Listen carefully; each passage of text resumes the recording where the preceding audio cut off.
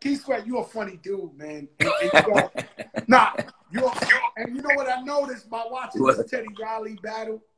I said to myself, a lot of guys are special. Like, artists are really special.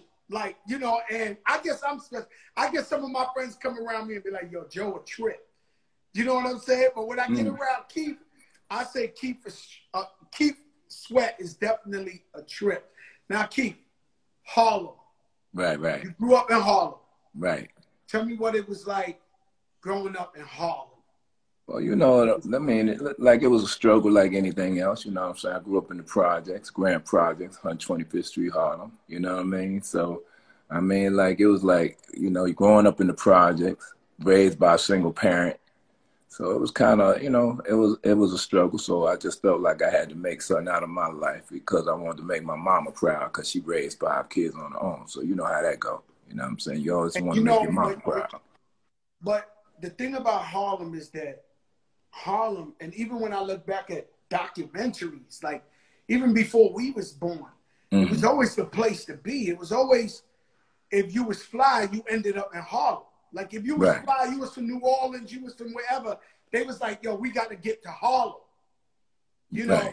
And so you grew up in Harlem, you know, you grew up in the projects, but you was going outside seeing the biggest guys in the world fly, pushing the Bentleys and all. Like that's always been a part of Harlem, am I right? Yeah, everything, guys. You know, all the big drug dealers, everything. That was a part of that was Harlem. That was Harlem. You know what I mean? Like, so who was out there? Like Guy Fisher. All of them, Guy Fisher. You know, the Nicky Barnes area. It was that whole era. You know what I'm saying? So, that whole time. So you see, you know that. So when we're looking at Forrest Whitaker and the King of Harlem and all that, the series, was it like that? Was it like? I mean, it was. I mean, I was young, so I seen all that growing up. You know what I mean? I seen them run the Apollo and all that type of stuff. So I was young and seeing all that type of stuff growing up. So you was watching them own the Apollo and all that. Yeah, I was watching them own the Apollo. I was, you know, in the little clubs in Harlem. I seen them in the clubs in Harlem while I was trying to come up and trying to make it and stuff, you know. So we seen all that. That was when did you say to yourself, I'm gonna be an artist, I'm gonna be a singer, I'm gonna be one of the biggest to ever do? Like, when did you say that? Like, that was honestly, that was just a side piece for me. That was just something to do for me in the beginning. It was something like, yo, you know, it was something like because I grew up in that Blue Magic. You know, I was a kid looking at the Blue Magic, the stylistic, all that.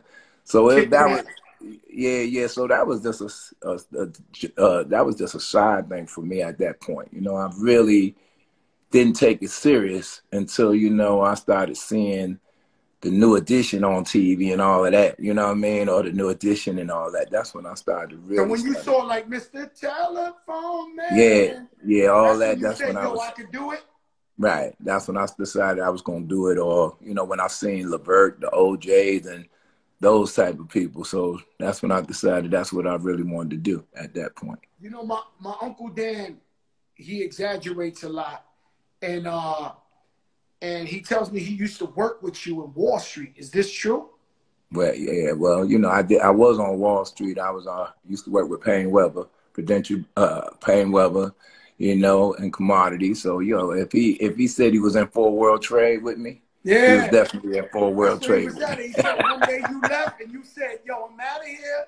I'm going to make it singing. And he said, I don't know if it's true. He said one day you came back in a fly car to Wall Street and you was like, yo, I made it.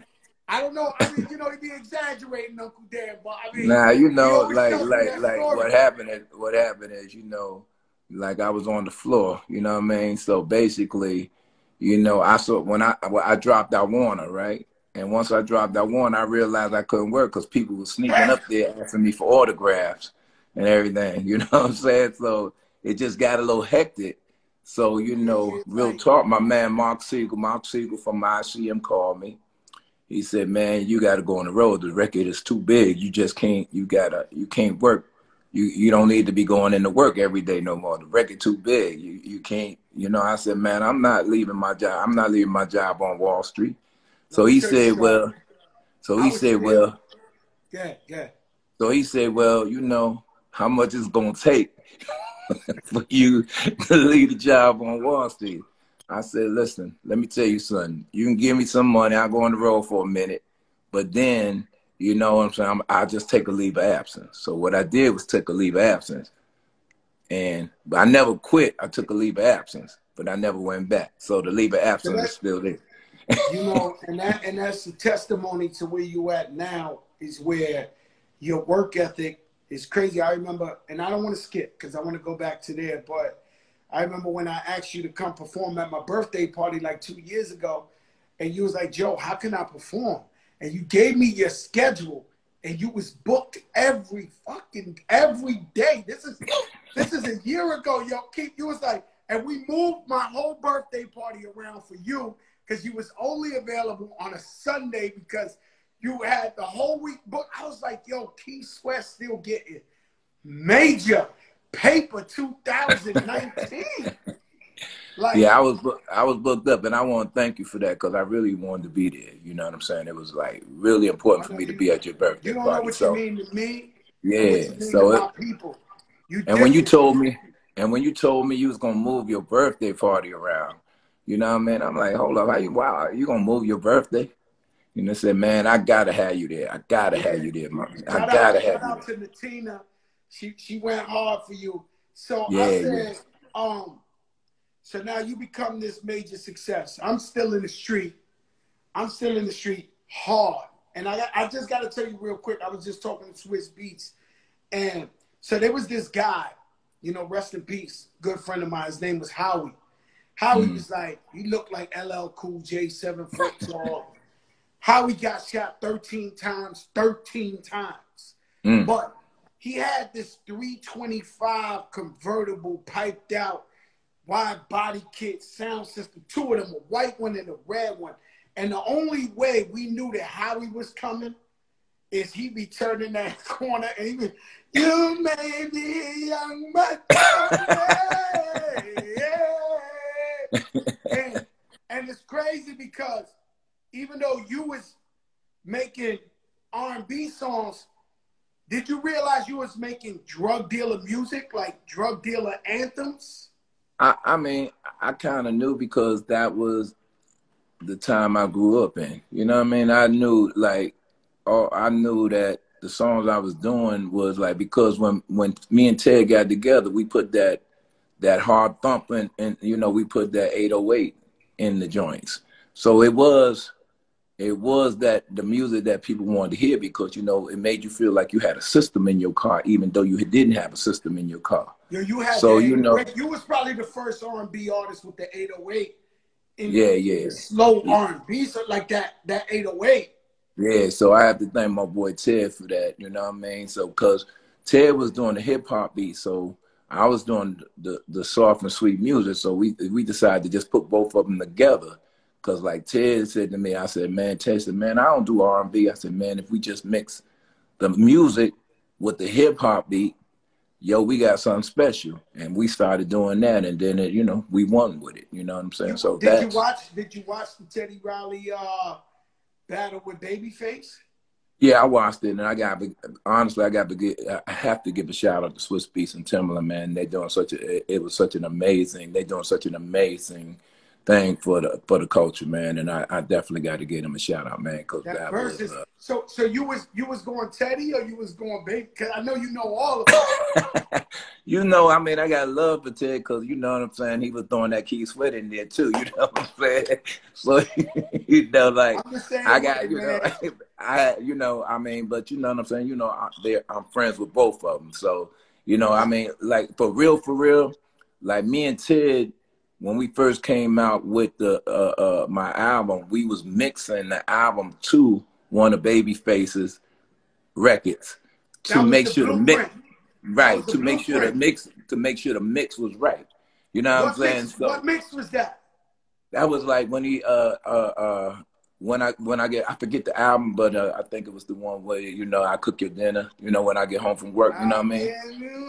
Yeah. So whatever album that was, right. Whatever album that was, we was mixing my joint to that album. Sonically. Right, to make sure it was sonically right, yeah. So now, yo, Keith, let's take you straight to the wedding in New Jack City. Come on, man. Oh my Come God. on. What was that like? You know, that's going like 100 years from now. They're going back to New Jack City. Right. Well, the real talk, right? Real talk, and Ted noticed, and it ain't Ted's fault. I was supposed to be singing "Let's Chill" in the wedding scene. You know what I mean? We had wrote "Let's Chill" was gonna be your song. It was wrote for you? Yeah. We had wrote "Let's Chill" for that scene, but you know what I'm saying? Something happened where I didn't get it. Joker moment. You know, Diddy called me Joker, the Spanish Oprah. So this is a Joker moment. So "Let's Chill" was written by you and Teddy, and it was really originally and Bernard, supposed to be yours. Me, Teddy, Bernard Bell. You know what I'm saying? It was supposed to be us. We, you know what I'm saying? I mean, Bernard and Ted wrote the majority of it, but it was supposed to be my joint to go into the wedding scene of New Jack City. So what happened is, you know what I'm saying? I mean, you know, it ain't had nothing to do with Ted. Ain't had nothing to do with nobody. Management made the call that, the song wasn't going to be my song. I couldn't do the song. Management made that call. And I'm quite sure you know who management was at that time. You know what I mean? So I had one day to do a song for the wedding scene. So I went in the studio and wrote "There You Go Telling Me No Again" in one night. You know what I mean? One night I had to go in there. There you go telling me no. Because "There You Go Telling Me No," "There You Go Telling Me No Again" ain't got nothing to do with no wedding. So I had to go write that song in one night and we just threw it in the movie because I had to go in the studio that same night and write it. Because if I didn't go in the studio and write it in about 2 or 3 hours, it wouldn't have been. Nah, you know that, and you know that movie is like forever. Right. Definitely. Brown is forever. Right, you know what I mean? There you go. It's forever. And so being that we right there on your writing skills, because I didn't want to go there, but we're gonna go there. Who else you wrote music for? I mean, I wrote "Freak Me" for Silk. I wrote "Lose Control." I wrote the whole Silk album, the whole first Silk album. You know, I've written for Ron Isley. You know, I've written for Levert. I've written for the OJs. I've written for Drew. I've written for Drew Hill. I've written for a lot of people, man. I wrote. So you wrote a lot of stuff, right? I'm gonna say you're the first guy because it's like this. This is the way it normally works. You're Spanish. You want to get out the Bronx, New York. You move down to Miami or you move down to Orlando. You're black. You want to get out to Harlem, the Bronx, Brooklyn. You go to the ATL. Mm-hmm. At what point you felt like, because you're the first person in New York to make the transition to the ATL. You are. Right, I know. I definitely was. Being a young kid, hearing, Keith Sweat down in the ATL wilding out. And I ain't even been to the ATL yet. And it was like, this guy got clubs, he got studio, he got record. Like what made you want to move to the ATL that early though? But yeah, but what happened is this, right? You know, knowing I was on Wall Street, I've always been one of those people that I wanted to get the most for my money. So what happened is I was on tour. I think it was the triple threat tour. It was me, BBD, and Johnny Gill, that tour, that triple threat tour. I remember that one. So, like, I had family in the ATL, and they was like, man, you need to move to the ATL. You see the little house you're getting in New York, you can get triple the size of this house and for that money in ATL. So, once I came to the ATL, I just started looking. I really wasn't serious about moving down here. But I started looking around, and I said, damn, you know what I mean? I'm getting ready to spend $500,000 to $1,000,000 on this house, and it's small, and I can spend $1 million on this house, and I can and it look like it's worth, you know, 4 or 5. You feel like a big dog when you right. You know, So what I did, it's still to this day. You go to the ATL and you can get some shit way cheaper than you could somewhere else. Like I live in a crackhead house. If you ask me, this is small as fuck. No, I'm telling you the truth. But my mortgage $13,000 a month. Like, cause I'm in Miami on the water, so it's like. But if I went to the ATL, I'd have got some shit with a dog racing track in front of the shit, with some waterfalls and shit. Nah, we always know. Shout out my brother Diamond D. We always know the ATL. The ATL is special. It's a special spot. So you went down there. It was you, LaFace. It was Bobby was here. Bobby Brown was there. Yeah, he was here. You had Dallas Austin. Right. But you know, as far as I knew at that time, Jermaine Dupri, he was young, but you was running the whole ATL. Like the words I was in. Yeah, I had opened up a few clubs here, restaurants here. So I mean, I came down here and, you know, and initially I was doing my thing, you know what I'm saying? It was things that I did here that I couldn't have done in New York. So, you know, so I came down here, and like you said, I was one of the first New Yorkers to come down here. And so I just wanted to wild out. I mean, and I had fun doing it. You know, I experienced a lot of things. I wilded out. I did a lot. And I never thought I would move. You, right? Another question I got for you. So I want you to be honest with me, Sweat. We talking about old shit, okay. Listen, when you got popping on fire, because I ain't gonna lie to you, only time I saw Keith Sweat was in the stadium, Madison Square Garden, some big shit with the band in the middle of the stage. Trust me, I was there, right? And but when you got the most popping, who surprised you? What chicks at that time surprised you that came at you? Like big, like big actress singing, like I need two, Keith. That's no, man. 30 years ago. I can't do that. You know. Yo, Keith, that's 20, 30 years ago.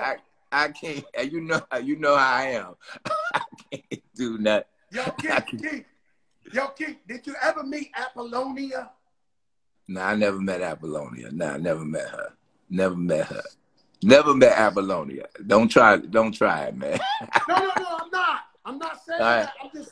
I did, you know, because when I think about Keith Sweat and how much the ladies love you, and I said to myself, like, damn, who went at Keith Sweat? I ain't say you did nothing with him, but you were just like. There was a few that came at me that was on you know, but I didn't entertain it, to be honest with you. It ain't you know your what style. It ain't my style either. Yeah, I didn't give it, you know what I'm saying? And you know, it's just that, yeah, you know, you said it right. It's just not me. You know what I'm trying to say? It's not my style either. Yeah. So, I mean, I just didn't want to do that. You know what I mean? I just felt like it just drew too much attention for me. You know what I'm saying? And so I just didn't want to do it. Hey, yo, did you ever have another artist that and this ain't, once again, you ain't got to answer, this ain't controversial, but you ever had another artist that you specifically, like, I'm going to tell you, when I used to sit down and make my albums, I used to put a poster of Jay-Z up, where he was the hottest guy, or Nas or whatever, and I felt if my album wasn't as good as that, or my singles wasn't as good as that, I wasn't really doing it. Did you have an artist that you was like viewed as your competition? Like, they did their thing and then you was coming with yours. I mean, you know, like I think every solo artist out at that time, I felt that about. You know what I'm trying to say? Even groups, I felt like I wanted to compete, And it was a friendly competition. It was because you had Johnny Gill out there, you had Joe Levert out there, you had all them out there. So every time I dropped something, it was really in competition to what they were dropping, to be honest with you. It was never, we were friends, but we still were in competition with each other. You know what I mean? Even in concert, it'd be like, yo. There wasn't nobody that you was just like, yo, you know, I'm gonna give this to him. Like this dedicated to, you know, like, you know. I mean, that's how I felt. No, that's how I felt about everybody. You know what I'm saying? I'm gonna give this to them. You know what I'm saying? They drop something and I'm like, yo, I'm out do this. I'm out doing with this, you know? I mean, so I just felt like that about everybody. And I think that's what made me who I am, because I was always competitive, but it was a friendly competition. It was not like, yo, I can't stand this dude, or he whack or whatever like that. You know what I'm saying? Because we were all friends. We would all get on the phone and talk, you know, talk trash to each other. You know what I mean? We would get on the phone and like, yo, nigga, I'm dropping this. I'm doing this. And I would get on the phone like, yo, you need to check this out. And I listen to this. You know what I'm saying? Even with the groups. The only reason I did Silk, right? The only reason I did Silk, right, is because you had Jodeci out there. You had Boys II Men out there. You had other groups out there, right? So I said, I need a group that's going to compete with the rest of these groups, because I'm a competitor. I said, now, if I drop this group, right, and I was hard on them. They'll tell you, I was real hard on them. It was like when they was in the studio, I was like, yo, sing it again. And they would say, man, I want to sing it this way. And I said, nah, man, you're going to sing it. You're going to be some mini Key Sweats. You're going to sing it the way I need you to sing it. So they didn't understand it in the beginning. You know what I mean? They still eating off of that now. Yeah, they didn't understand it in the beginning, but they understood it after it came out, because Happy Days came out, right? That was the first single off the album, Happy Days, Silk album, right? And it didn't do nothing. And I was kind of nervous because it didn't really hit like I wanted it to hit. Because I was, you know, back then, I was accustomed to everything I dropped, it was hitting. You know, so they dropped Happy Days, it didn't hit. Then all of a sudden, about 4 weeks later, I hear Freak Me getting played all over the country, all over the radio. Like, I'm like, yo, who dropped that record? So the record company hit me, man, we got to put this record, Freak Me, out. I said, Freak Me? I said, hold up, wait a minute. They playing Lick Me Up and Down on the radio? Because during them times, I ain't think they was going to play no Let Me Lick You Up and Down. You know what I'm saying? So they said, when I'm talking about 10 years ago, I made Make It Rain. Stephen Hill, who's my brother, president of BT, never played my video because I had some girls in like bathing suits. And I'm watching the videos now. They got chicks butt naked, blurred out behind Young Thug, Travis Scott. I'm like, damn, they wouldn't even let a girl with like balloons, you know, not even a G-string, the panties, bathing suit. He was like, I told you I don't want no girls in this Make It Rain video. And they wouldn't play my shit. But these guys got butt naked chicks. Like, the game done changed, huh? Right. Definitely. The game definitely done changed, because a lot of things they get away with now, we could never get away back in the day. We could never get away with that back in the day. It never got you upset that they were saying that you was begging for the you know what. They say Keith Sweat, you know, when I think of Keith Sweat, I say I step on stage, girls scream like I'm Keith. Right. Other people can hear Keith Sweat and they like, yo, Keith Sweat, man, he was begging for that body. I love that. You know, I love that. You know why I love it? Because, you know, like Teddy Pendergrass, he was the teddy bear. Everybody had they title. So they call me the beggar. So so when I get on stage, I say, yo, fellas, I beg so you ain't got to beg, baby. So, you know, that's what I do. I beg so you ain't got to beg. So I love the title, and, you know, I'm in my, you know, it's like everybody talking about who the king of R&B. Like, there is no kings of R&B, because, you know, I mean, like I said, I mean, there are so many people that do great music. You got Tank out there, myself out there, Bobby out there. You got so many people out here that, Tyrese, you just got so many people out there that really are in their own lane. You understand what I'm saying? And it's just great that we all feel the way we feel about, we are passionate about. I forgot Joe.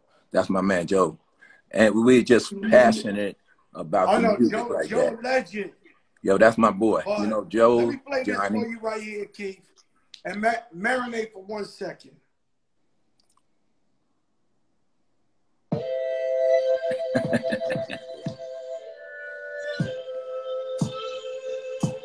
I wanna feel, I wanna feel, I wanna show you, man.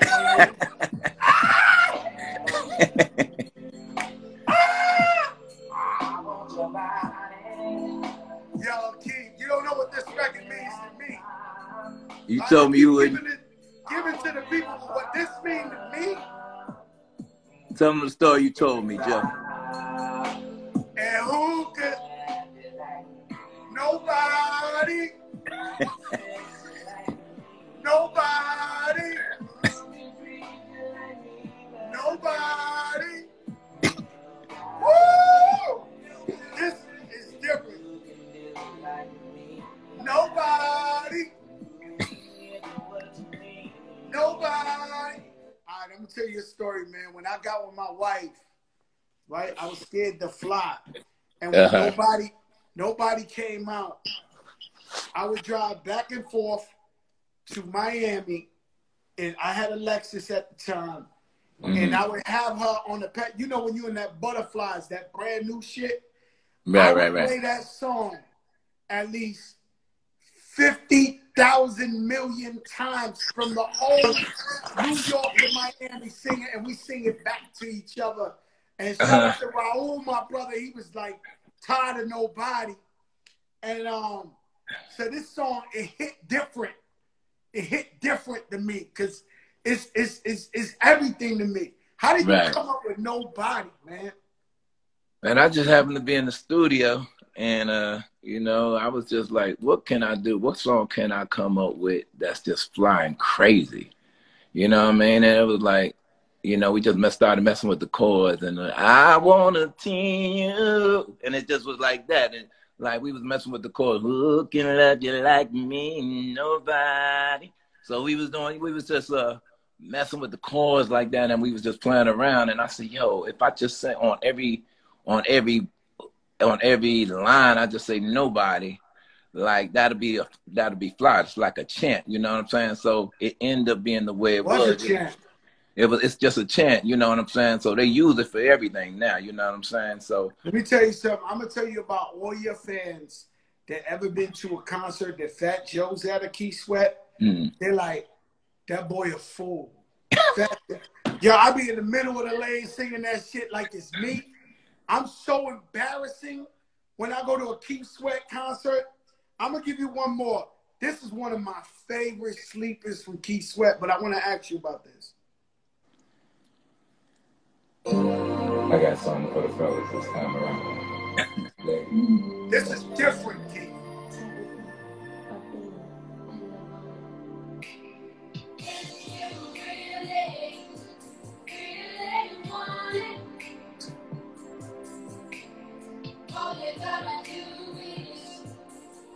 Yo, Keith, these girls were singing though, like they were singing, like they was different, Keith. Yeah. This girl was singing, man. Those were my babies, cut close. She tried to take you out, then you came at the end with the. She tried. Yeah. The time has come for us, ooh, baby, to get real busy, baby. It's different. Oh, yes, it has. That's different, Keith. And you don't have to be afraid of love. Wow. Woo. I be forgetting about them joints, man. Wow. Keith, you call on the check-in.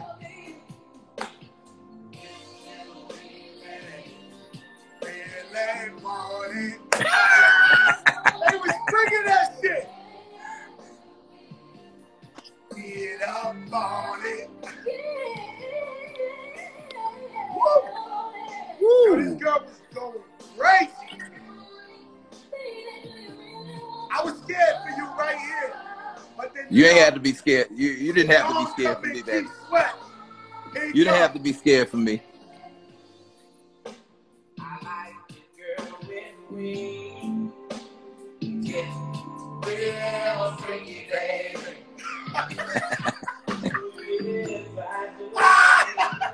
You ain't have to be scared for me, baby. Yo, this shit. Hey, yo, Keith, this different, man.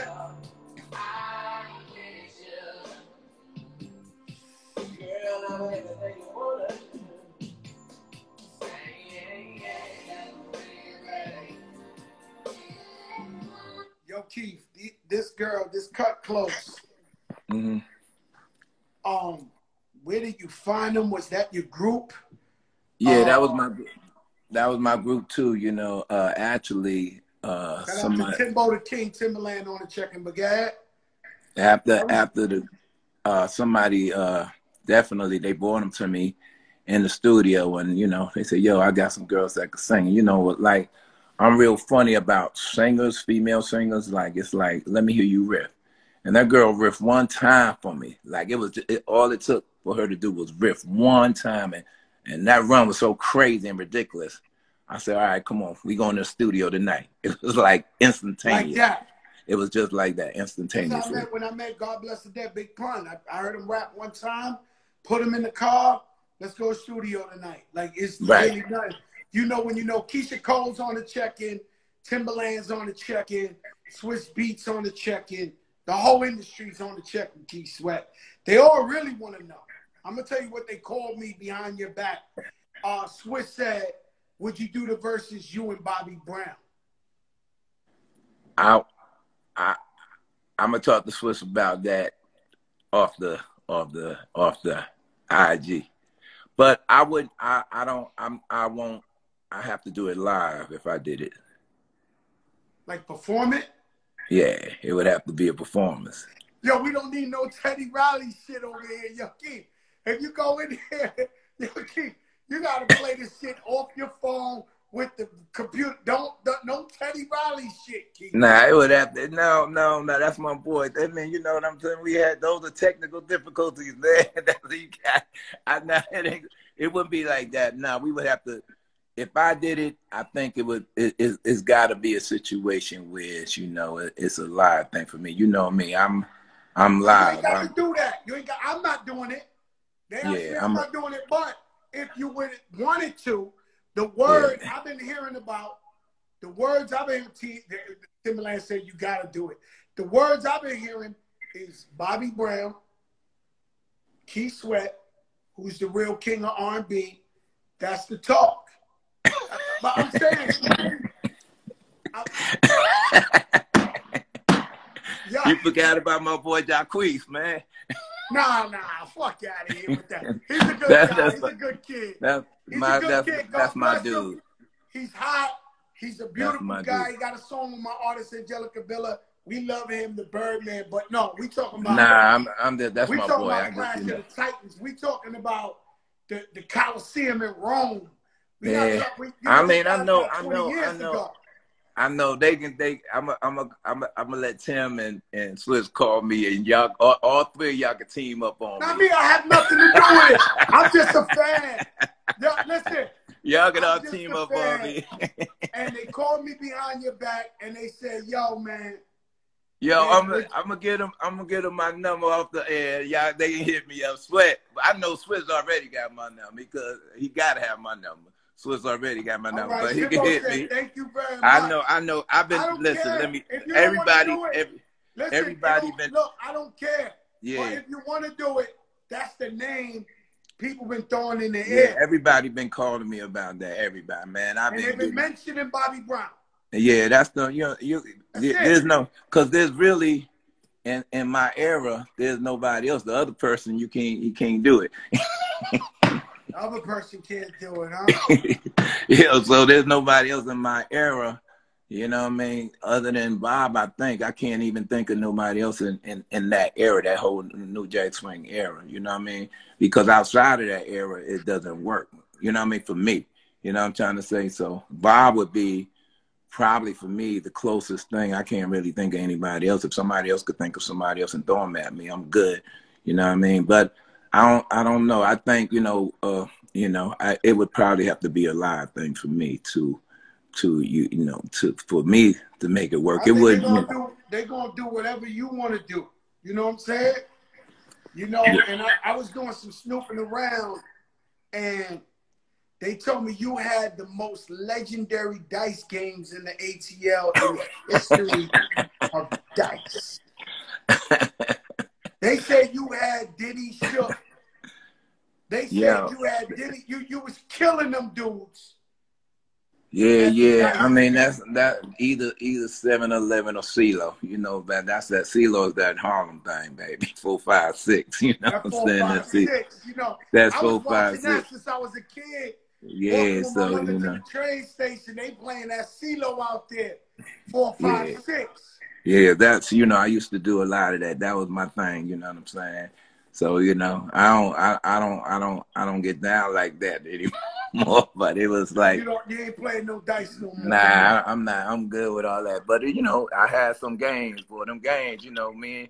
The games was incredible when I did have them. They were definitely. They said you was destroying them. They said you had them under pressure. Yeah. They told me anybody. What's one of the big shout out to my brother Guy 5001 on the check-in.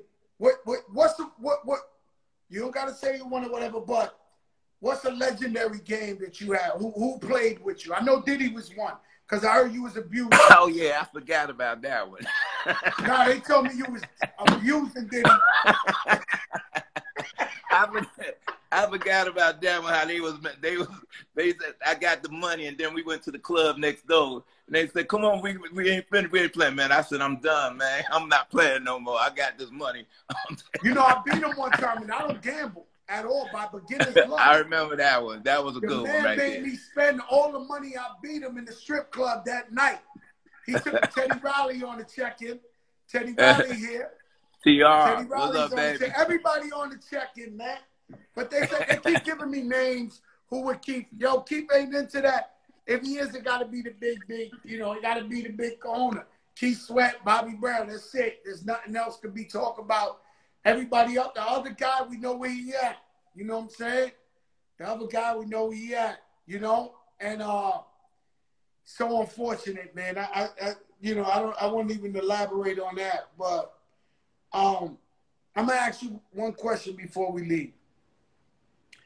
I don't know about you, but I've never seen no shit like this corona shit that's going on right now. Right. Like, I never dreamed there would be, like today's the first time in 2 months somebody came in my house because my AC broke. I live in Miami, shit 100 degrees. We got to fix it. Right. And we are spraying every milk and cranny of some shit with some Lysol in here. I'm not playing. I don't want to talk to him. I have my man. I didn't even want him in my house. Right. What? Huh? You can't enjoy the show? You don't even want to come wave high at Keith Sweat. You know that's our guy.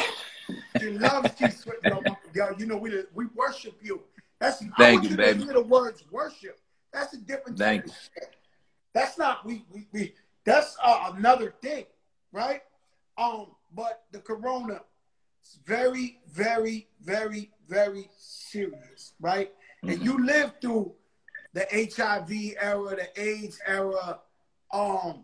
Which one of these shits you think is worse? I mean, I gotta really say, I think the AIDS era was crazy because we just didn't know where that was coming from. But this is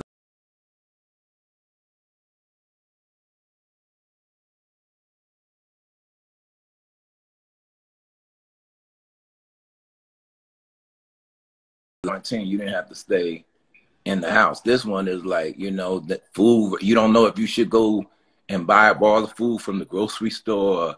You just don't know what you should do in this era. And I just want to say this to all the people out there. If you're gonna go out there, be very, very careful out there, because I understand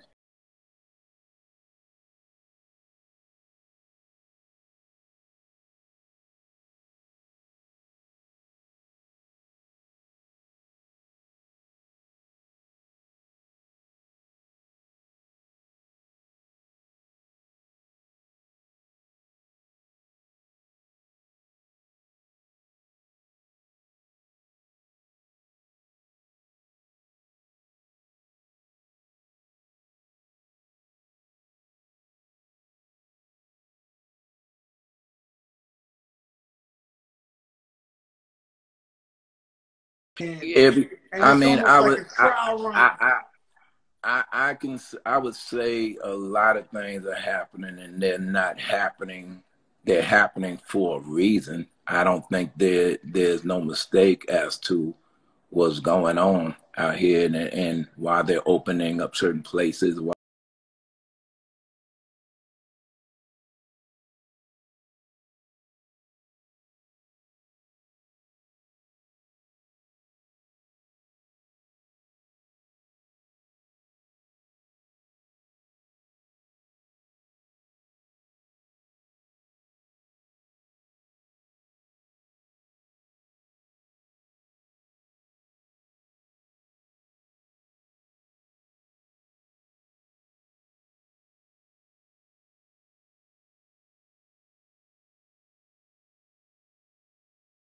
From not making it as a kid, you know, I just overcame those odds.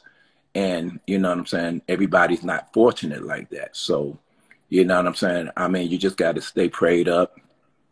You just got to stay on your knees a lot of times. You know, we all say we believe in God, but you know, we understand as we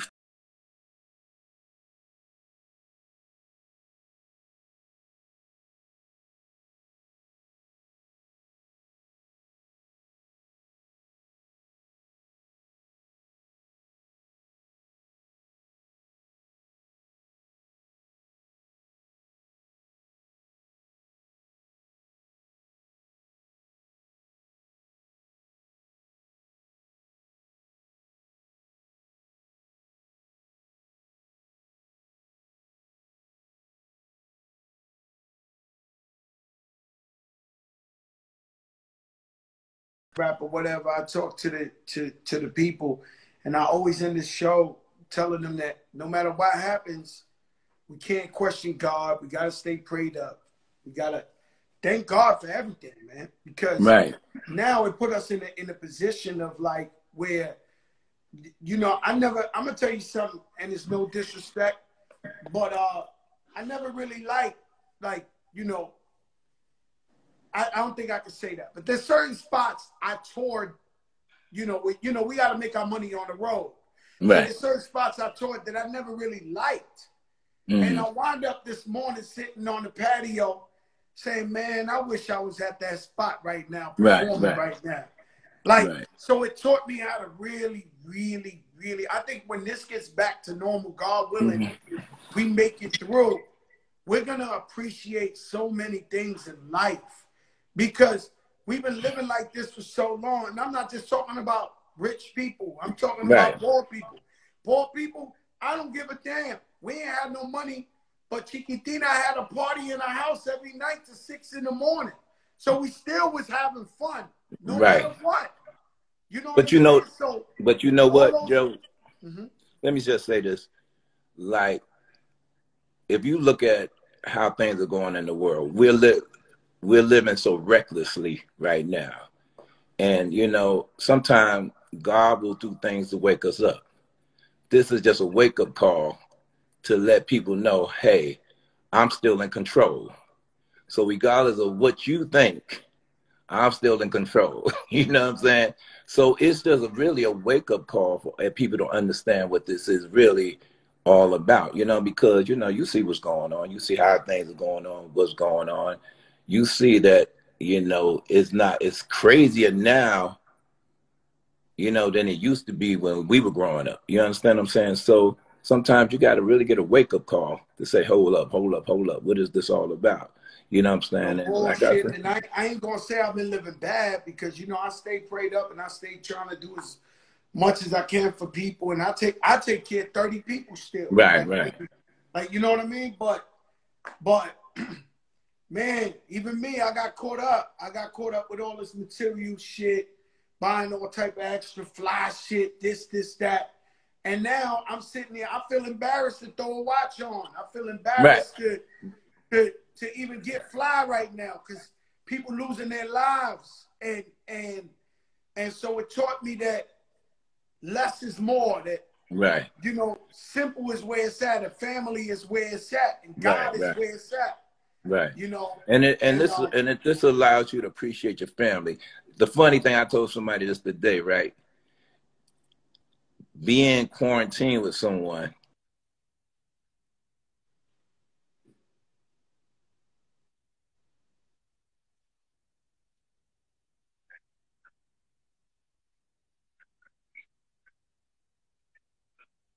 you was with him for the money or you was with him because it's real, real love. You know what I'm saying? So this alone is teaching a whole lot of people a whole lot of things. So like I said, you know, whenever I do my thing, whether it's live or, you know what I'm saying, an impromptu or whatever, it's like basically I'm going to be like, yo, whether you with the one you love because you love them or whether you with them because you hate them, this goes out to both of y'all. You know what I mean? So because it is like it is. It just has taught us and definitely has taught me a lot of things, and it has made me just more aware of a lot of things, and definitely more appreciative of a lot of things. Because I lost my mom 4 years ago, and my sister, you know, the pancreatic cancer. You know what I mean? So it just, you know, I understand what it really is. It just puts you back into another frame of mind when all of this is going on, and you see people's lives being lost because of this virus, and because, you know, our government hasn't taken or done the things they needed to do to protect us from this type of situation. It just makes you more aware of a lot of things, man. That's it.